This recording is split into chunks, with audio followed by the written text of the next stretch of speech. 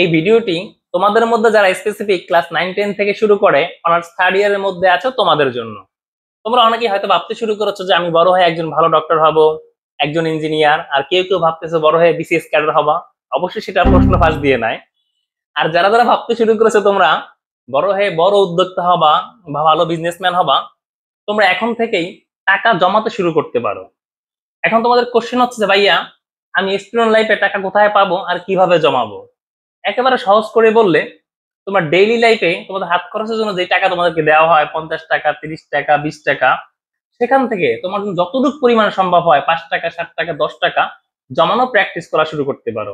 আর যারা অনার্স লেভেলে আছো, তোমরা চেষ্টা করো অন্তত একটা টিউশনি করো, যে এই টাকাটা আমি জমাবো অনার্স শেষ করে বিজনেস প্র্যাকটিস করার জন্য। আর যদি সেটিও সম্ভব না হয়, যে ভাইয়া আমার ম্যাচের খরচ বহন করতে আমাকে, এই মধ্যবিত্ত ফ্যামিলির ছেলে বা যাবতীয় খরচ আমাকেই বহন করতে হয়, কোনো সমস্যা নেই, চাপ নেওয়ার দরকার নেই।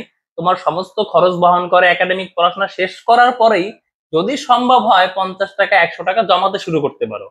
তোমার এই 9-10 থেকে শুরু করে অনার্স শেষ করার সময় পর্যন্ত তোমার প্রায় মোটামুটি 7-8 বছরের সার্কেল। তবে শর্ত হচ্ছে, তুমি যে টাকা জমাচ্ছ এটা কাউকেই বলবা না, না তোমার ফ্রেন্ড, না তোমার ফ্যামিলি। আর এবং টাকাটা একান্ত তোমার নিজের কাছে জমাবা। তাহলে তোমার এই অনার্স শেষ করা পর্যন্ত 7-8 বছর সার্কেলে মোটামুটি তোমার কাছে ধরো সর্বোচ্চ 50-60 হাজার টাকা, আবার সর্বনিম্ন 5-10 হাজার টাকা জমতে পারে। ধরো তোমার কাছে 20 হাজার টাকা জমলো। এখন আমাদের স্টুডেন্টদের বা ছোট ভাইদের সব থেকে বড় যে কোশ্চেন থাকে অনার্স শেষ করার পরে, সেটি হলো যে আমি তো অনার্স কমপ্লিট করেছি, এখন আমি কি করব? এটা বিশাল কোশ্চেন। তখন ম্যাক্সিমাম ফ্যামিলি থেকে, বিশেষ করে মধ্যবিত্ত ফ্যামিলি থেকে বলে যে তোমাকে এত কষ্ট করে আমরা পড়াশোনা করিয়েছি, তুমি একজন ভালো স্টুডেন্ট, তুমি একটা ভালো জব করো। যদি তুমি কখনোই বাসায় বিজনেসের কথা বলো, তোমার ম্যাক্সিমাম লোকজন বিজনেস তো করতে নাই করবে এবং তোমাকে মারাত্মক লেভেলে নিরুৎসাহিত করবে, তোমার বিজনেস করার দরকার নাই, তুমি ভালো একটা জব খুঁজে নাও, তোমাকে দিয়ে বিজনেস হবে না। আর তখন তুমি তোমার সেই যে টাকা জমানো টাকা ছিল 10 হাজার, 20 হাজার বা 50 হাজার টাকা, এই টাকাটা তোমার জন্য বড় একটি উত্তর হয়ে আসবে তোমার, আমি এখন কি করব। তুমি ওই টাকা দিয়ে ছোট একটা বিজনেস প্র্যাকটিস করতে পারো, খুব ছোট বিজনেস। সেটা হতে পারে ফুটপাতের ধারে কোনো কিছু একটা বিক্রি করা, অথবা ছোট একটা অনলাইন পেজ ক্রিয়েট করে সেখানে কিছু বিক্রি করা। যদি কোনোভাবে তুমি এই বিজনেসটা স্টার্ট করে প্র্যাকটিস করে একটু ভালো করতে পারো, তুমি তখন বাসায় বলতে পারবা যে আমাকে দিয়েও বিজনেস হবে বা আমি বিজনেস করতে পারবো। তখন দেখবা তোমার ফ্যামিলি, তোমার ফ্রেন্ডস এবং অন্য আত্মীয় স্বজনরা তোমার পিছনে বিনিয়োগ করতে শুরু করবে, তুমি টাকার একটা ব্যবস্থা পেয়ে যাবে।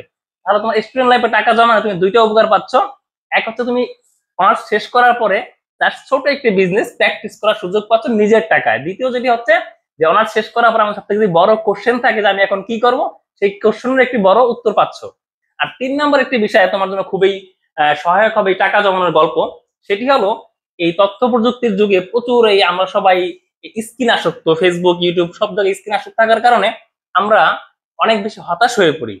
আর তখন আমাদের অনেক বেশি মোটিভেশনাল স্পিচ প্রয়োজন পড়ে, মোটিভেশন নেওয়ার প্রয়োজন পড়ে। তখন তোমার এই যে টাকা জমানো থেকে শুরু করে স্টুডেন্ট লাইফের যে টাকা জমানোর সার্কেলটা এবং টাকা জমানো শেষ করার পর যে বিজনেস শুরু করেছো, তোমার বাকি জীবনের জন্য অনেক বড় একটি অনুপ্রেরণার গল্প হবে তোমার এই কষ্ট করে টাকা জমানো এবং সেই টাকা দিয়ে বিজনেস রান করা।